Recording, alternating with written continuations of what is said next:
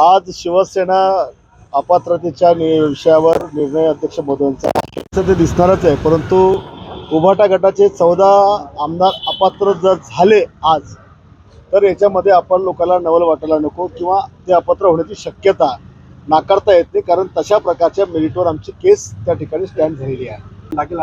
14 आमदार उभाटा गटाचे अपात्र होण्याची शक्यता आहे, कारण आम्ही खूप स्ट्रॉंग आहोत आणि आम्ही स्ट्रॉंग असल्यामुळे जर ते अपात्र असेल तर आमचा काय निकाल लागणार हे काही सांगण्याची गरज नाही. तुमचं वाक्य म्हणजे याचं सुतोवाच आहेत काही अपात्र होण्याचं शक्यता आहे सांगितलं. निकाल तुमच्या बाजूने लागेल असं शाश्वती आहे तुम्हाला? ज्यांनी आमच्यावर एवढे शिंतोडे उडवले त्यांचा निकाल आज लागण्याची शक्यता आहे.